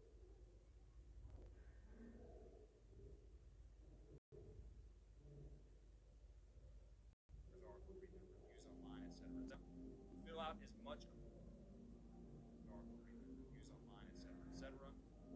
out as much of the research doc. Again, the link for it is here. Again, you can click this when you get the PDF. I'll share the link directly with you guys as well. Fill out as much of the doc that you can based on the data you can find online, or by interviewing your Aunt Sally, whoever. Get as much of the information as you possibly can. Create an avatar at the very end. I didn't really cover that process very well. Let me just show you what I want you to do there. Real quick, create an image. You can literally copy an image from the internet. You can use a picture of your friend who matches it. You can get AI to generate it. I don't care. But for me, I have a face to go with it. It makes it easier for me to imagine when I sit down and write with them. So I have a face, have a name, any of the background details, and create a day in the life for them. Andre wakes up, he's lazy or whatever. You know, you can create the day in the life. I give you a few examples roughly when I talk about it, but I want you guys to do that entire process and then share that document for review inside of the Writing and Influence channel. We actually, it's been interesting. We've been doing all this in Business 101. Real quick though, let me show you how this is really. I want to do all the future calls for this moving forward into level 3 because this is level 3 content. So it kind of makes more sense to do that. I just want to show you guys how to get there and where that is. Do some Mr. Producer in real quick. I'm going to go ahead and bring the chat over here so you guys can see. Oh, I have to leave out my computer. One second. That's the beauty of live calls. You're going to see all the back-end production stuff. So right now we're in Business 101. I want you guys, we're going to be doing all of our future calls in Writing and Influence. You should have level 3. If you have a client and you're ready to go, you should be in level 3. The way you get to level 3 normally is you go to courses, and you watch the videos here in level 1. You complete all the missions. So you just go in here and hit next, and just work your way through. Hit next on all of it. Sometimes there's a question here for you guys. Just kind of work your way through. You should be able to do so. Answer, and I think really it's just the last mission in every one. If you go and do the last mission in this one, it will grant you the next role. So go ahead and do that role. It should allow you to get into level 3. So you're going to do all these in level 2. Finish this mission right here. Go hit next. Next. You have to answer this is my credibility. Boom. And you're done with the level 2. And you can go immediately into level 3. You guys should all get the level 3 role because we're going to have you guys move through into the rest of the campus now and get access to those channels. So post your document for review in Writing and Influence and tag me in the captains, and we're going to go through reviews with you as much as we can. I'm going to be answering questions though now for you guys, so we can make sure you guys don't have any. If you have any questions about the mission or any questions about what I want you to do, go ahead and ask them now in the chat. Once we're doing Q&A, I'm going to turn you guys loose to go dive into the mission. So let's hear, guys. What are your questions?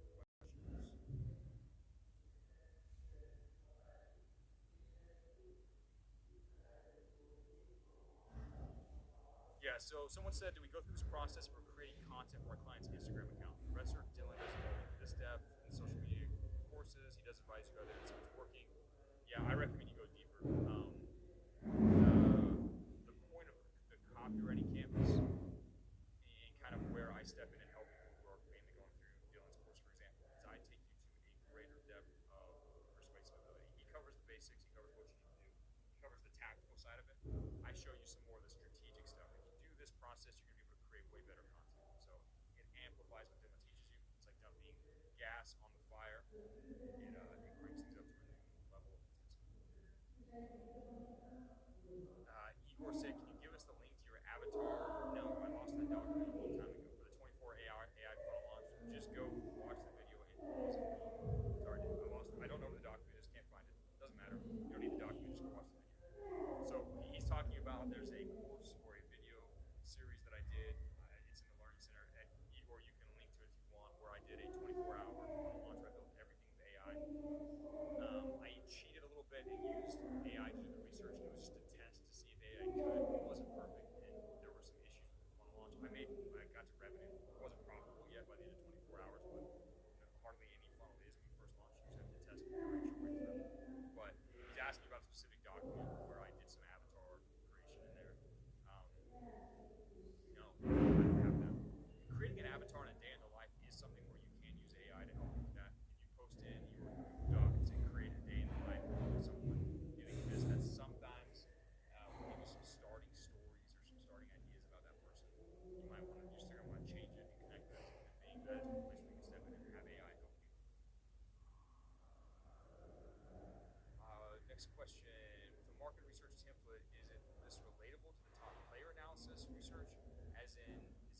thing when doing research? Yeah, so this template really answers the first part of the process. Let me pull that up here real quick. Because I like to show, not just tell. I find that showing helps understand that. So, if we look at the actual winner's writing process over here, we're talking about, what is a business objective. But the first thing we do is we have to understand who we're talking to. Now, that is what we do here with this market template, or this market research. Market research template is about understanding who we're talking to, where they're at, what their current pains and stuff are. Now, there's a little bit of a overlap into where they are now.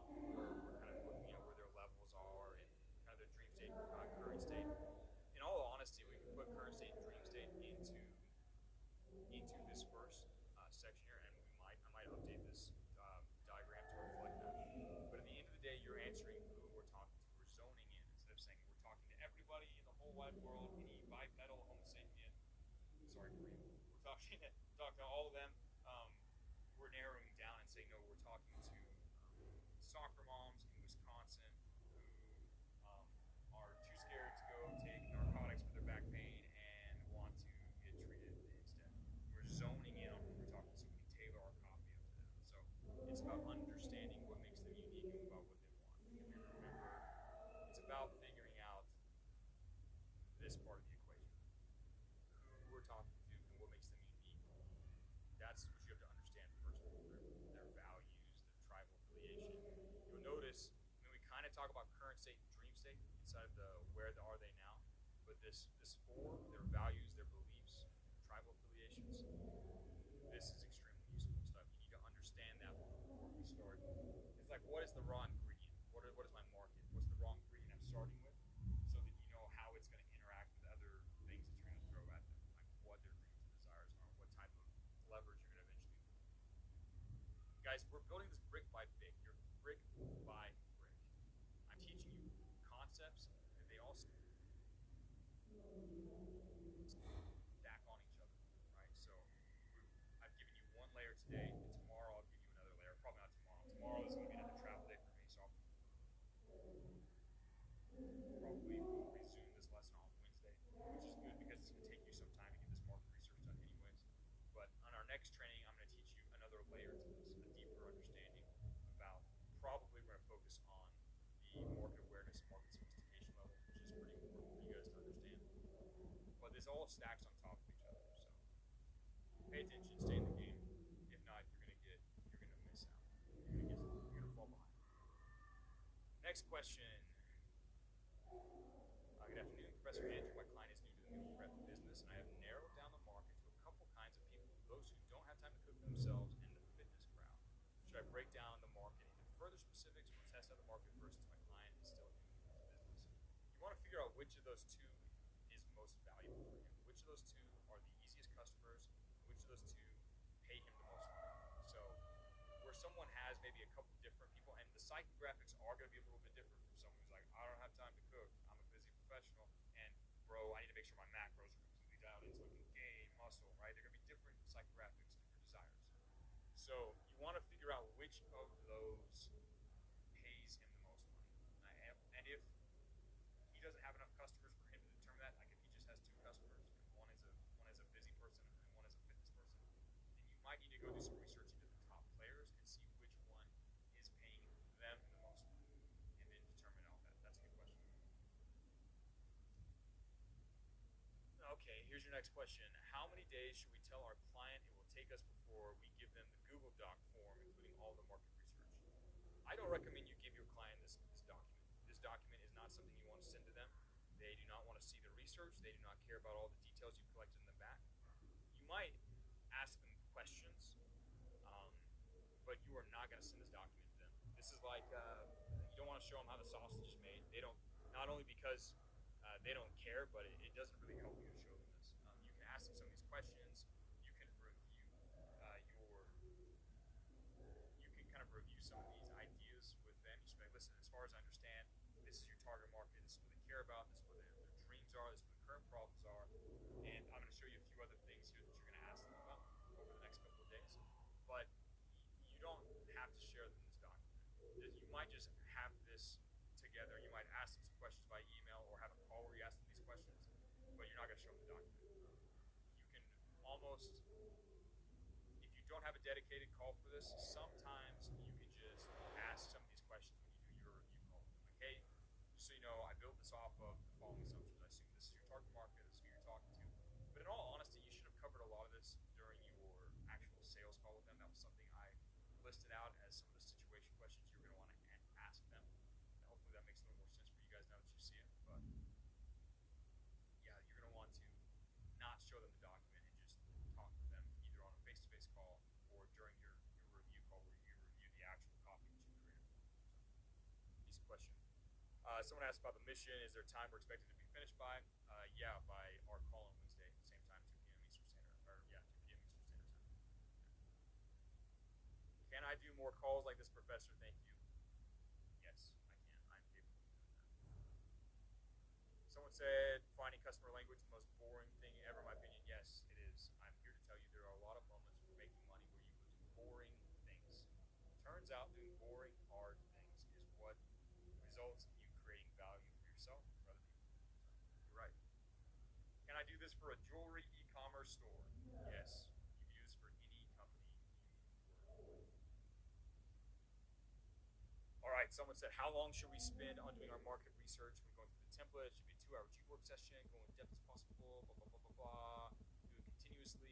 So, good question. So, when you first start working with a client, you're going to spend a significant amount of time doing this. Now, I'm hesitant to say spend exactly 4 hours doing this because, honestly, the time it takes you is not the most important thing to really optimize for here. The thing that you should optimize for is, do I have a understanding of this customer in my brain? Do I know how they feel? Do I know how they think? Can I predict how they might respond if I offer them this or offer them that? You want to have that simulation in your brain. You have to feel like you understand that. Feel like you understand what makes them tick. Once you reach that point, then you're good. You can move on from market research to actually doing the work. And there's not a specific time that happens. I can't tell you that there's like a form that you fill out and once you can check off all those boxes, congratulations, you're done. It's kind of subjective. And at the end of the day, there are going to be some things in the copywriting process that I cannot make purely objective and measurable.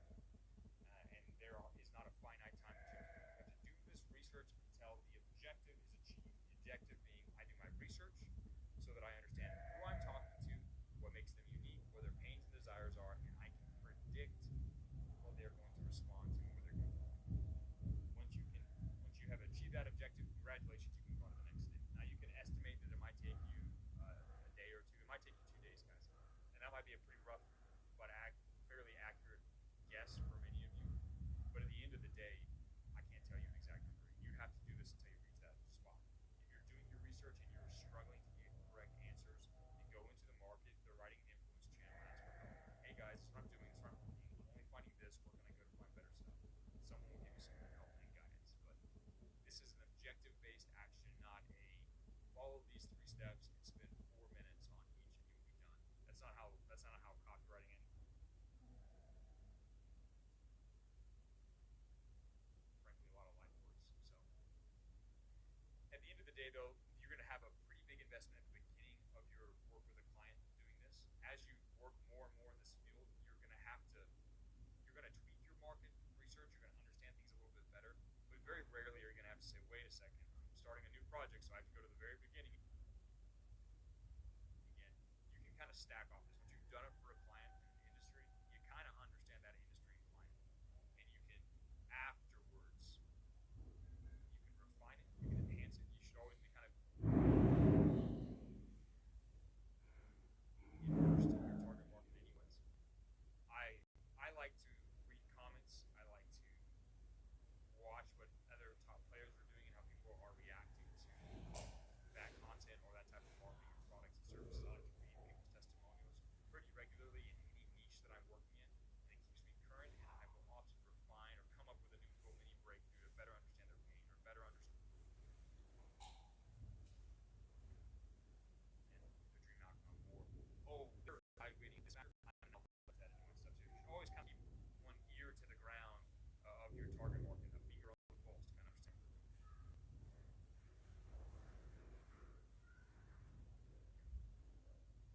Now, should I do the market research over and over again for my client, even though it's the same niche? No, I think the answer is no.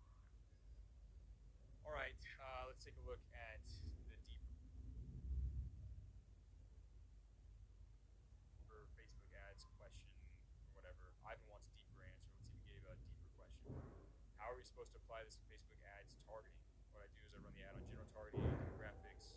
You literally just, yeah, dude, you just basically ask to say, okay, I don't know what to do from here on now. One of my clients sells EV charger installation services. How would I A/B split test audiences? You're advertising on Facebook for an EV charger installation. I guess that's for people that like own a Tesla, their house, or something like that. Limp-wristed electric car driver.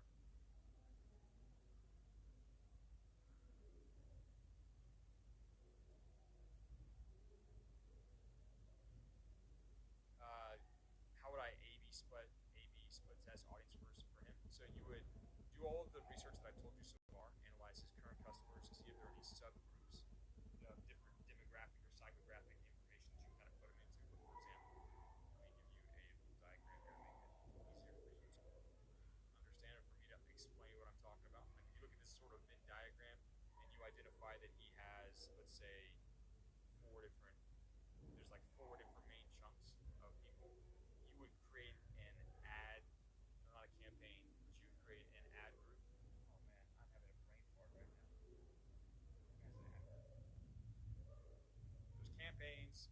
I think I can't remember, and then actual individual ads. I think it's an ad group. Yeah, where you set the actual targeting stuff. You're gonna create four of those, let's say, to match each of these different demographics, if you like, right? And then you'll run ads based on those different demographics for each of those four ad groups. Is that what it is? Someone help me in the chat. Someone fix my brain. If it's ad group, let me know. If not, tell me the correct thing. You run ads, and then you'll see which of those four demographics respond best to the work that you're putting out. And then you would just sort of simply double down on that. That's how I would approach it. Now, I don't know. Again, there's a lot of things about your project that I don't know. I don't know what project you're running. I don't know exactly what you've done. I don't know the specific reference video that you talked about based on what Arnold's talking about. So, since there are so many unknowns, I'm going to give you that piece of general advice with a giant asterisk by it that says you need to make sure that this matches your current situation, matches the actual feedback and instructions that were given by Arno in this particular challenge or project that you do, because you haven't given me enough information to give you really good, super solid, in-depth feedback. But I can tell you generally how you would translate some of this over into Facebook. Hopefully that helped you with your project. Next question. What is one way I can go about getting an idea about my customer avatar's feed or FYP on social media? Yeah, the best way that you can do that, easy, is you find someone in your current friend group, someone that you follow on Instagram or someone that follows you on Instagram that matches that avatar, that is as close to that person, and you can Instagram accounts that are available, and you can follow follow them later, or you create a best secondary account, which will follow all the same accounts. And obviously, there's some differences. They're gonna have some private that you can follow, but at the end of the day, you can follow all their big public pages, and you can act like that person. So you create a second social media account and scroll through. Yeah, and you go to the For You page and that sort of stuff. That's one way to do it, and that's kind of a fun thing that you can do. It's a good way to get in touch with your target market. I'm trying to decide if I should add that to the actual training or not. Yeah, you can definitely use that. That's how I would do it.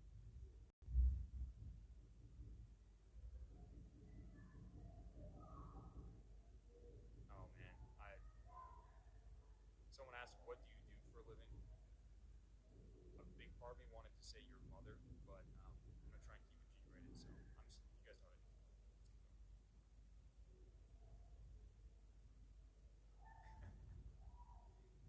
Andrew, can you start the live 1 hour earlier, because by the time it starts it's 11:30 p.m. where I live. It's really hard. I'm so sorry. It's hard for you, my friend. I'm so sorry you're gonna have to make some sacrifices to stay up late. I'm so sorry that you might have to watch the replay. No, I'm gonna do the time that works best for me, works best for as many people as I can, and the rest of you are just gonna have to watch the replay and be tough. So, someone asked, is clothing brand identity based? Should identify current state for it? Good question, actually. That's actually a really good question. Let me show you some resources here inside of the process for you guys. yes, when you are selling an identity-based product where it's not really solving a painful problem in their life, they're not sitting there saying, "Oh, I'm so frustrated that I can't, whatever, whatever." It's mostly identity-based. In that case, you're going to skip some of these questions. Great question. I'm probably going to have to update the document to help everybody understand this, but let me go ahead and share my screen so I can help you see which questions matter most. So that's where actually highlighted on this example. The what tribes are a part of. This is probably one of the most important questions that you're going to answer. When you're doing identity-based stuff, these right here, these questions, almost all of these questions are extremely, extremely important for the identity-based sales, for like clothing, for example, or streetwear, whatever you're talking about. Very valuable stuff. You're not going to find a bunch of you're not going to find people being like, "Oh, I finally was able to embody the old money style and now I feel smart and classy." Like, you're not going to find somebody saying that. You're going to see people complimenting certain things, and you see the compliments that they give, and that's the source for it. But you're not going to do research in the exact same way. You're going to have to understand the people. You're going to look at the people and how they live their life, what beats they're part of, what tribes they're part of. You have to focus on that. But there's a few other ones here that are really important. I'll highlight this one. Who do they want to impress? Yeah. And some of these as well too. Like if they could wave a magic wand in their life, that is kind of asking them who they want to be. This is another good one. How would they feel about themselves if they were living the dream state, or would they secretly desire? And again, you're not going to find answers for all these for all the projects you're doing. They're not even all going to be relevant. But this one is definitely relevant for identity. Maybe that one. A little bit of a Fight Club moment, talking about khakis and stuff. Let's see. The painful one, the afraid of, is really powerful. What are they afraid of? What are they afraid of letting down? What are they embarrassed about? That's a big one. Instead of dealing, it's really like having. I'm going to change that. These ones are going to be the questions you want to answer. You're not going to be able to find them explicitly shared out in the wild very often. Maybe you will. You'll find it. If you look at the music and stuff that's popular, the message behind that, the different stories they consume, the people they respect. And that's another thing. This is a good one to look at. What figures in the brand or industry do they respect and why? So, for example, they all follow a particular musical artist, or they like this celebrity, or whatever. There's a common theme. They all seem to like Talladega Nights movie or whatever. Then you're going to understand that there's like an identity that they're trying to aspire to based on that. So, good questions. But those are the ones you want to hone into for like an identity-based question or identity-based research. Yeah, good question. All right, next question is. Some people are asking non-related questions about like, do I get this client or that client? Ask me later after the call's over. Can we use ourselves as the avatar if we have used the product extensively in our life, like chiropractor? Yes, yes you can. If you are the person that has used that product, which is usually a good thing, then yeah, you can definitely use yourself, and you're going to be able to answer all those questions very quickly. Sometimes though, you got to be careful. They might want to go out and get past the sunset. So sometimes you were young and broke, and most of the time they want to go for the richer version of you. So you might understand some of the shared psychographic stuff, but you want to make sure that it stays the same as they move up the performance level. Someone asked about the language, like Italian, Turkish, English. Yeah, testimonials, it's the same. Humans express thoughts and emotions fairly similar across different languages. There are some variations, but you can use copywriting and the tools I teach you in any language you want. If you find a testimonial in Italian and translate it to English, you can still use that to help you understand how the customer is thinking about the problem. Language matters a lot less. Where's Professor any questions from this chat right here, bro? What AI service should I use?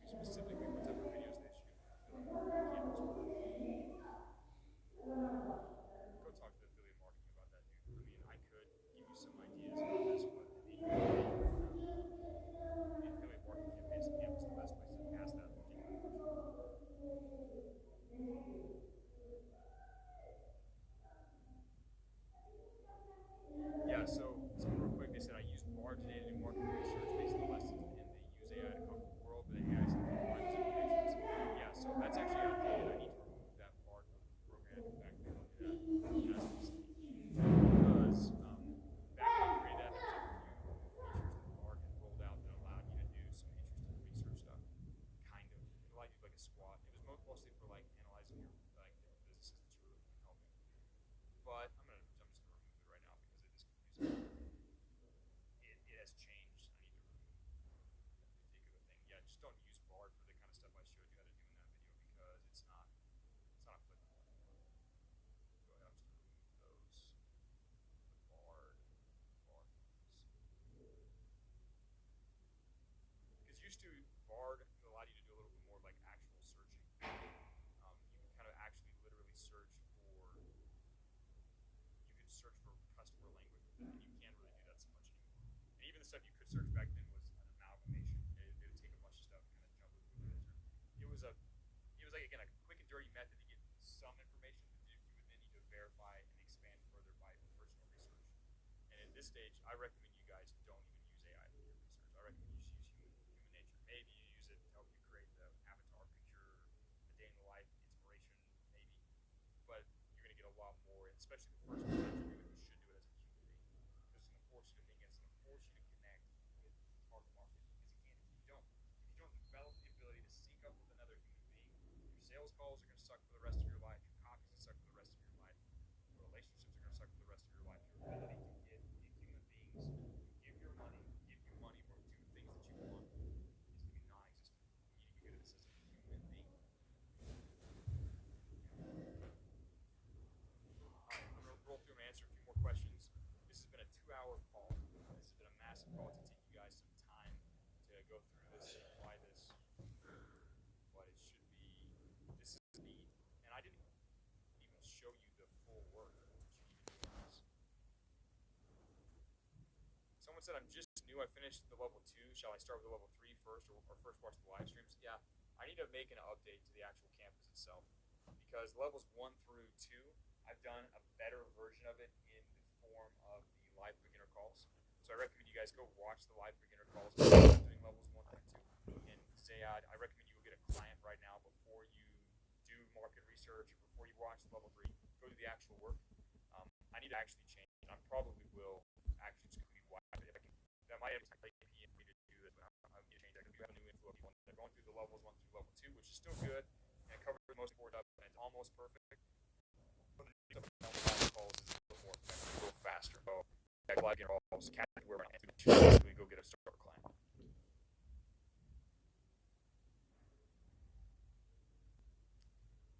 Yeah, someone said my client is a calisthenics influencer, so using Google Maps to find competitors kind of is useless. Oh, it's easy. Just go to YouTube. Go to YouTube or Instagram. Go look at people who are getting engagement. You're saying some people, famous calisthenics influencers, don't get any engagement, even with all those followers. Yeah, you're gonna have to sort through when you're doing a top player analysis and you're trying to find who the top players are. You're gonna have to try different platforms and you're gonna have to sort through phonies until you find people that are working and are getting engagement. Yeah.